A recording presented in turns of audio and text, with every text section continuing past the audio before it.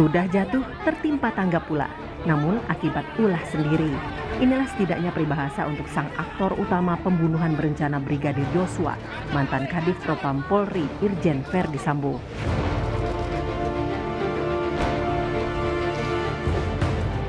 Meski sudah menjadi tersangka, kini Verdi Sambo dilaporkan ke KPK. Ada dugaan upaya suap Verdi Sambo dalam menghalangi pengusutan kasus Brigadir Yosua.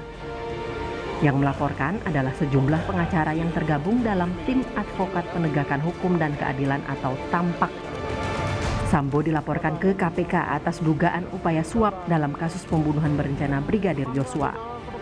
Upaya dugaan suap tersebut salah satunya diduga dilakukan kepada petugas LPSK melalui sebuah amplop dari ajudan Verdi Sambo saat LPSK meninjau kondisi istri Sambo, Putri Chandrawati pada 13 Juli lalu. Kedua pegawai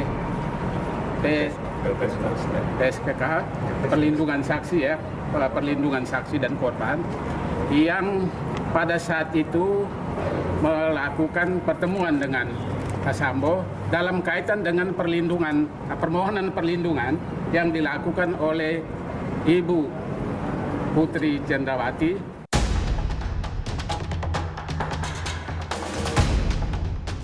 Seperti yang sebelumnya diungkapkan Ketua LPSK Hasto Atmojo Suroyo bahwa stafnya mendapat titipan amplop coklat dari bawahan Irjen Verdi Sambo, namun tak sempat dibuka dan langsung dikembalikan. KPK pun bakal menindaklanjuti laporan TAMPAK terhadap Verdi Sambo dan akan terus menampung informasi serta mencari data tambahan untuk aduan tersebut.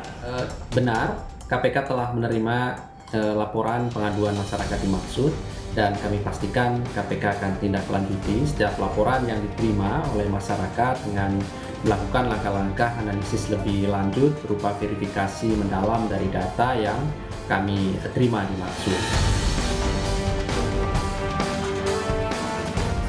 Sementara itu, pengusutan kasus yang awalnya disebut polisi tembak polisi hingga akhirnya terkuak menjadi kasus pembunuhan berencana Brigadir Yosua Huta Barat dinilai harus adil dan transparan. Seperti yang disebut Ketua Setara Institut Hendardi. Lembaga swadaya masyarakat yang juga menyuarakan hak asasi manusia ini mendorong pengusutan untuk banyak polisi yang terbukti melakukan pidana dan melanggar etik dalam kasus pembunuhan Brigadir Yosua. Lihat cukup banyak personel Polri yang diperiksa berkaitan dengan pelanggaran etik dan pidana, sangat penting dipertimbangkan tentang kondisi mental dan moral anggota serta kewibawaan institusi. Pemeriksaan baik hukum maupun etik ini dapat diinfokan secara bertahap dan terbuka untuk menghindari prasangka-prasangka dan menunjukkan proses yang akuntabel. Sebelumnya, kasus pembunuhan berencana terhadap Brigadir Yosua telah menyeret puluhan anggota Polri. Setidaknya sudah 63 polisi diperiksa. 36 orang diantaranya diduga melanggar etik terkait upaya menghalangi proses penyidikan. Disebut Polri, rekayasa yang melibatkan banyak polisi itu di bawah perintah Verdi Sambo. Tim Liputan Kompas TV. Kasus pembunuhan Brigadir Yosua oleh mantan Kadif Propam Polri Irjen Verdi Sambo memunculkan dugaan kasus baru. Ada dugaan suap untuk menutupi kebenaran dalam kasus ini. Selain kepada LPSK, apakah ada kemungkinan suap ke pihak lainnya? Dan lalu bagaimana semestinya polisi bertindak untuk mengusut lebih dalam perkembangan kasus ini? Kita akan membahasnya pagi ini. Di studio sudah ada Komisioner dari Kompolnas, Pak Albertus Wahyu Rudanto. Dan secara daring sudah tersambung bersama kami, ini penasehat dari Tim Advokat Penegakan Hukum dan Keadilan TAMPAK, ada Bang Saur Siagian. Dan nanti kami masih berusaha untuk menghubungi pengacara dari Barada Eliezer, Pak Roni Talapesi, namun saat ini masih belum terhubung bersama kami. Saya sapa dulu yang sudah bergabung, ada Pak Wahyu. Selamat pagi Pak Wahyu, terima kasih banyak sudah bergabung bersama kami di studio. Dan juga Bang Saur, selamat pagi Bang Saur. Selamat pagi, Bung Timothy. Terima kasih Bang Saur sudah bergabung bersama kami. Bang Saur, ini yang tampaknya maju untuk melaporkan kasus suap atau dugaan suap ini. Dan bukan hanya satu ya Bang Saur ya? Iya, saya kira ini kan LP kedua yang diberikan TAMPAK setelah pertama kami buat LP dugaan pembunuhan ke Propam. Karena dulu kan publik dibohongi oleh cerita-cerita yang sebelumnya ada pelecehan seksual, Ya. kemudian ada dugaan pembunuhan. Namun tampak melihat fakta adalah ada orang terbunuh ajudan di rumah pimpinannya. Hmm. Nah, kami bersyukur atas keterangan dari Menko Polhukam, dari laporan tampak serta laporan dari keluarga. Inilah menjadi modal utama yang didorong kepada kawan-kawan di Kompolnas dan juga tim sus untuk didalami. Bung Timothy, terima kasih bahwa hasilnya sudah ada. Saudara Ferdi Sambo sudah ditetapkan tersangka dugaan rencana pembunuhan serta 3 yang lain. Ya. Nah, upaya-upaya drama-drama dengan menjual istrinya, saya harus dengan menjual keluarganya tiba-tiba muncul di Makobrimob, sebelumnya tidak pernah memberikan penjelasan. Dia mau katakan bahwa dia cinta sama suaminya, tetapi yang terakhir kembali diberi pesan bahwa terlepas apa yang terjadi kepada keluarga kami. Jadi saya teringat waktu dulu Ferdi Sambo ketika diperiksa pertama. Dia dengan lantang mengatakan bahwa saya bersalah kepada institusi kepolisian, turut berduka cita kepada almarhum, terlepas apa yang dilakukan kepada keluarga kita, Ya. ke keluarga kami. Ternyata Bung Timothy, ternyata semua ada rekayasa. Nah, sama tampak juga melihat ada lagi upaya uang di pusaran kasus ini. Misalnya yang fakta yang menolak adalah LPSK. Ya. Kemudian, tapi juga sudah kita diberitahukan oleh Eliezer kepada pengacaranya, mereka bertiga diiming-imingi ada sekitar 2 miliar. Sebelumnya juga kita dengar pengacara daripada keluarga Yosua juga ditawarin sekian uang. Kemudian juga bagaimana yang terjadi dengan penasehat daripada Polri, Saudara Fahmi, bagaimana seorang penasehat Polri kemudian ikut merekayasa padahal dia tahu pembunuhan, apakah seperti LPSK juga? Nah, sekarang rame di publik, Bung Timothy, misalnya nama-nama ini, misalnya Brada E, kemudian RR, almarhum Yosua, itu kan mereka ada di tim Satgas khusus Merah Putih Ya. tersebut. Ya. Merah Putih ini kan menangani apa? Money laundering, ada di sana judi online, kemudian ada narkoba di sana, ada korupsi yang mega kasus-kasus. Nah, tampak mengatakan 3 fakta tersebut untuk mendalami ini. Sehingga jangan seperti dulu ada cerita-cerita bohong yang kita disuguhkan, kemudian wartawan dipojokkan, netizen kemudian difitnah. Sementara ini lebih kuat sebenarnya satu petunjuk satu dengan yang lain. Nah, itu sebabnya kami meminta biar tim sus khusus, kawan-kawan Kompolnas yang dipercaya, kemudian terus mendorong teman-teman tim sus dan KPK juga menyelidiki ini. Karena kalau sekarang yang beredar kan Bung Timothy, kita juga mendapatkan berita juga seperti itu. Ya. Beliau ini tidak pernah melaporkan harta kekayaannya ke KPK, tetapi tiba-tiba ada uang yang terang benderang siapa yang pemainnya. Nah, ternyata yang memimpin dulu di Polda Metro, Wadir, yang diundang beberapa lembaga, Komnas Perempuan, kemudian LPSK, ada NGO nggak disebut siapa, kemudian meminta supaya LPSK memberikan perlindungan. Aneh, kok di rumahnya terjadi pembunuhan, keluarga yang terbunuh tidak pernah disinggung supaya dilindungi. Itu yang kita bilang, bahwa polisi telah mematikan raga jiwanya Yosua, tapi ada 65 orang polisi yang jiwanya sudah mati, tidak ada jiwa kepolisiannya, sementara temannya yang mati bahwa di kode etik KPK mereka harus lindungi. Oke. Itu sebabnya saya bilang ini sangat-sangat serius. Jadi sekarang ada dana sekitar ini. Nah, IPW mencatat misalnya Timothy. Ya. Ya. Mengapa kawan-kawan di KPK, di DPR misalnya diam? Nah, diduga ada pusaran uang juga mengalir. Nah, ini kami tidak mau ini jadi konsumsi, katakanlah yang jadi berkembang, beranak, bercucu. Itu dasarnya kami meminta supaya KPK segera mendalam ini. Oke. Jadi amplop LPSK itu hanya entry point untuk membuka semua cerita di balik itu semua. Itu sikap tampak Bung Timothy. Jadi ini memang ada ya aliran uangnya ini semua sudah dilaporkan, dugaannya sudah dilaporkan, bukti-buktinya sendiri memang harus dari tim khusus yang mendalami gitu ya. Nah, peran KPK mengingat kasus ini juga masih berjalan, yang dibayangkan seperti apa Bang Saur? Karena kasus penyidikan dari kepolisian juga kan masih berjalan, masih mencari informasi, masih mencari bukti-bukti. Ini masih di pusaran kasus yang sama. Bisakah masuk dari sekarang atau bagaimana Bang Saur?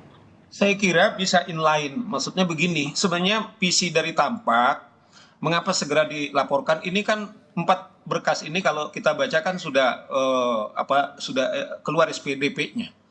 Nah, kita tahu amat kan peradilan kita juga tidak resmi. Kami berharap, Tampak berharap, jangan lagi coba-coba ada yang bermain di pusaran kasus ini, kalau bahasa Tampak, jangan sampai ada orang menari di atas jenazah, di atas darah daripada Yosua, karena kita ingin menyelamatkan daripada kepolisian ini. Nah, jadi caranya bisa kawan-kawan tim sus biar fokus soal pembunuhan, tetapi jangan juga seperti Andi Rian mengatakan masih ada yang di Magelang. Jangan lagi kemudian kita disuguhkan cerita-cerita yang masih ada drama-drama seksualitas tersebut. Tapi petunjuk satu dengan yang lain ini misalnya sangat masif, sangat terstruktur, ini harus segera didalemin. Nah, tentu KPK kan punya punya orang-orang hebat, tapi kita juga minta misalnya kalau ada katakanlah apa yang mereka geladah bahwa ditemukan misalnya uang di bunker tersebut, kita minta polisi harus terbuka. Kalau ini juga tidak dibuka misalnya,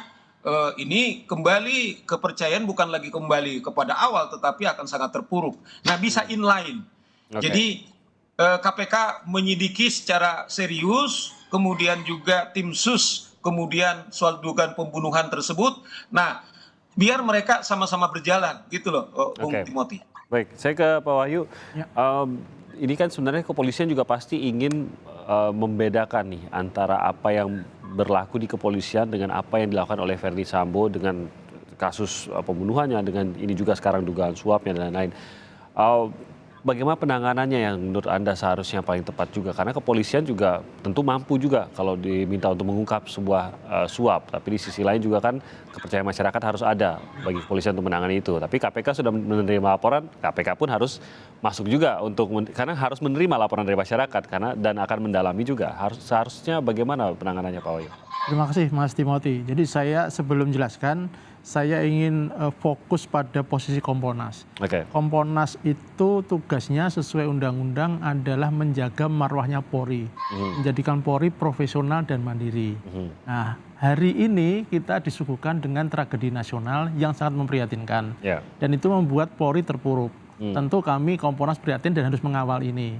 Sudah ada proses yang sangat signifikan setelah sebelumnya ada hambatan internal, kemudian Bapak Kapolri bisa langsung cepat melakukan bedol desa, dan akhirnya Pak FS mengaku, Pak Sambo mengaku, kemudian juga mengaku skenario. Sekarang berkembang lagi karena ada seperti Tampak melaporkan ke KPK. Menurut kami Kompolnas, ya yang mengawasi secara formal memang Kompolnas sebagai pengawas eksternal, tetapi semua pihak juga harus ikut mengawasi ini karena Polri ini milik kita bersama. Nah, kalau sekarang kemudian pelaporannya masuk ke KPK, biarlah itu ranahnya KPK. Karena KPK sesuai dengan tupoksinya memang punya, kalau nanti kaitannya dengan penyelenggara negara tentu KPK. Tapi Kompolnas akan memantau terus ini, mengawal terus ini, karena bagi Kompolnas jangan sampai institusi dikorbankan. Sekali lagi saya berulang-ulang mengatakan itu, karena ini sebetulnya perilaku yang dilakukan oleh personel yang dulu disebut oknum lah. Dulu namanya kan oknum. Oke, kita jangan bilang oknum, tapi ini adalah personel ini bagian dari Polri, tetapi dia sebagian kecil dari 460.000 orang. Nah, jangan sampai ini merusak. Maka kita dorong saja kalau memang publik entah Tampak, entah LSM lain punya data lain, sepanjang itu disalurkan dengan jalur yang benar seperti ini ke KPK. Saya tadi dari Pak Ali Fikrian sudah menjelaskan, KPK merespon. Oke, silakan. Itu wilayahnya KPK. Kami Kompolnas mengawasi. Sepanjang nanti itu berimbas kepada kinerja Polri, tentu kami nanti juga akan ikut masuk di dalamnya. Jadi ini Mas, jadi artinya bukan berarti Polri nggak bisa nangani, Polri bisa saja. Tetapi ini sekarang ini biarlah teman-teman penyidik itu konsentrasi di kasus pembunuhannya dulu lah. Nah, soal-soal lain biar pihak lain, soal nanti kemudian berimplikasi atau berkontribusi terhadap perkembangan kasus ini, semakin baik terbuka kan publik juga akan semakin nanti memberikan respon positif kepada Polri. Iya, ini bicara soal imbas kepada Polri, ini kan kasus juga sudah berjalan lebih dari 1 bulan. Ya. Imbas yang terdeteksi oleh Kompolnas sejauh ini seperti apa? Khususnya, yaitu tadi ada 460.000. Ini kan kasusnya oke lah banyak memang, tetap puluhan polisi yang terlibat. Tapi di sisi lain kalau dibandingkan ya memang sangat-sangat kecil dibandingkan dengan berapa polisi yang saat ini bertugas gitu. Ya. Jadi internal Polri, saya kira dan senior-senior dan publik kan berharap ini Polri pulih kembali setelah ini jatuh di titik nadir kan ya. Maka Kompolnas melihat tracknya sudah betul. Ada penyidikan pidana yang ditangani oleh tim sus, ada penanganan etika yang ditangani oleh Irsus. Ya. Dan transparan dua-duanya sejauh ini? Sudah transparan dan kami sudah diskusi panjang lebar karena kami dua-duanya kami terlibat, karena kalau di tim sus memang kami diajak, kalau di Irsus ini memang sehari-hari bagian dari kami. Irsus kan bagian Irwasum. Irwasum itu partnernya Kompolnas. Nah, kita lihat setidaknya ada 3 klaster. Klaster pertama itu adalah mereka yang terlibat langsung dalam perencanaan. Saya kira ini nanti harus masuk ke pidana. Soal pasal berapa dan sebagainya itu penyidik lah ya. Nanti salahnya, hukumannya bagaimana itu biar pengadilan. Itu bukan kami. Lalu klaster kedua kami melihat yang ikut menghalangi yang kita sebut sebagai obstruction of justice. Ya, jadi seperti tadi apakah benar tidak nanti biar penyidik dia nanti kan tim dari KKIP ya, kode etik profesi kan akan memeriksa seperti yang tadi katanya menyerahkan amplop ke SPK. Betul enggak kalau itu memang upaya untuk menghalang-halangi dengan merubah skenario atau menutupi sesuatu, berarti ini problemnya kan pada upaya menghalangi hukum. Jadi itu nanti ada pasalnya sendiri, biarlah itu penyidik juga ya. Kemudian yang ketiga mereka yang nggak tahu menahu itu juga jangan kemudian dikorbankan juga, misalkan begini, itu kan ada CCTV dicopot dan sudah ada yang menyuruh, tapi orang yang disuruh ini kan kadang tahu, dia kan mungkin hanya pelaksana aja. Dia jangan hanya tahu diminta copot tanpa diberi alasan gitu maksudnya. Dia nggak tahu, hanya suruh copot, dipikir copot mau diperbaiki atau tidak. Ya ini jangan, mungkin hukumannya hukuman disiplin karena ya itu kewenangan, artinya Irsus biar memetakan ini sesuai dengan kewenangannya, kemudian kalau pidana biar ditangani oleh tim sus. Nah, kami dari Kompolnas berharap ini sesegera mungkin, Mas. Sepanjang ini lama, ini Polri, ini momentum lah. Ya, ini momentum. Ini momentum benar-benar untuk kita bersih-bersih, kita bangun Polri. Kalau selama ini ada sesuatu, ya ini dilakukan. Kalau mundur lagi, nanti akan kontraproduktif lagi. Kontraproduktif lagi, betul, kepada kepolisian juga. Nah, sebelum kita break, saya ingin tanya singkat saja, Bang Saur. Anda yakin bahwa upaya suap hanya terbatas pada apa yang kita ketahui saat ini, dugaannya? Makanya saya bilang ini kami hanya entry point. Kalau tadi, misalnya begini, kalau Mas Wahyu mengatakan hanya ada 65 yang terperiksa, yang itu akan diumumkan kepada kita. Ada sekitar 36 orang yang diduga melanggar kode etik berpotensi untuk pidana. Kami tadinya juga berpikir ini oknum, tetapi bayangkan hampir semua Kadif Propam itu terlibat. Ada 3 jenderal bintang 1 yang diumumkan, kita tidak tahu di balik itu, Bung Timothy, tetapi juga bisa melibatkan Kapolres. Konsekuensi manajemen Kapolri, Bung Timothy, berarti kemungkinan anak buahnya juga ikut terlibat. Tapi ternyata tidak berhenti di sana. Rekayasa itu kemudian dikirim LP, kemudian di Polda Metro. Ternyata Polda Metro juga memimpin upaya untuk penutupan ini. Pertanyaan saya dalam usia 77 tahun, Bung Timothy, inikah kita katakan adalah oknum? Mas Wahyu, kita kemudian harus jujur ini, memang katakanlah ini kelihatannya polisi ini lebih bukan tupoksi yang sekarang ini penegakan hukum, lebih kepada adalah tunduk kepada atasannya. Jadi kultur kita ada yang rusak. Apa perintah atasannya kelihatan itu dengan jalan. Saya yakinlah seorang Kapolres tahu bahwa TKP itu sakral, tidak bisa diganggu siapapun. Apakah itu jenderal polisi sekalipun, termasuk Kompolnas, Sigit sendiri nggak bisa. Tetapi ini di mata Kapolres kemudian ada sesuatu TKP yang rusak, kemudian didiamkan. Bahkan dibilang penembak ini, yaitu berada tidak bisa dituntut karena dia menjalankan tugas menyelamatkan dirinya. Itu yang saya bilang pada awal waktu kami bilang LP, ini Kapolres bukan saja jadi polisi tapi juga menjadi advokat dan hakim kepada pembunuh ini gitu loh. Nah, maksud saya mari kita jujur, Mas Wahyu, sekarang ada yang salah di kepolisian kita. Ya toh ini harus kita betul-betul berjuang bahwa ini polisi negara, polisi ayah saya. Tetapi kita juga tidak mau ada satu orang bisa mengorkestra 65 orang. Kemudian termasuk juga orang-orang semua ini yang terlibat di tim Satgas Khusus Merah Putih tersebut. Ya. Ada Mabes di antara Mabes itu sekarang. Apakah sebenarnya ini kita bilang oknum? Ya, ini memang Bang Saur memunculkan pertanyaan mengapa sebanyak itu Sebanyak aparat itu. kepolisian ini mau melakukan apa yang mereka lakukan. Kan itu menjadi pertanyaannya. Dan Bung Timothy, ini kan satu kasus dugaan pembunuhan. Bagaimana kasus yang lain yang sudah ramai? Katakanlah di baris krim yang lain misalnya, kan sudah sering. Artinya saya bilang, satu kasus ini juga bisa melibatkan 65 orang. Seandainya ini tidak viral, seandainya teman-teman pers seperti Timothy kemudian tidak menyuarakan suara mewakili publik ini, bagaimana sekarang penyidik kalau dibilang no viral, no justice? Tiada manfaatnya kepada laporan kepada polisi, kecuali ada uang, ada temennya. Sekarang kan begitu. Saya pengalaman sebagai praktek. Biasanya kalau kita di ini, kamu ada teman polisi nggak? Kemudian berapa uang yang harus disiapkan? Kecuali yang terakhir adalah kita melawan dan viral, kemudian media mengungkap. Ini adalah bukan jadi isapan jempol gitu loh. Nah, maksud saya 77 tahun merdeka ini polisi negara kita, polisi Republik Indonesia, saya mengatakan misalnya begini Mas Wahyu, tolong disampaikan. Waktu saya buat LP tanggal 18 Agustus, saya itu harus parkir di Blok M karena tidak pernah publik bisa parkir di Mabes Polri. Padahal 3 fungsi kepolisian, Bung Timothy, 1 adalah penegak hukum, 2 menjaga keamanan ketertiban, 3 dia itu pelayan masyarakat yang menggaji mereka. Sekarang yang melapor itu tidak bisa masuk ke parkir polisi, tetapi kita lihat ada mobil yang mewah-mewah bersekeliweran yang dipakai polisi. Dari mana mampu mereka itu kemudian punya mobil-mobil mewah seperti itu? Saya tidak mengatakan tidak boleh orang untuk mewah.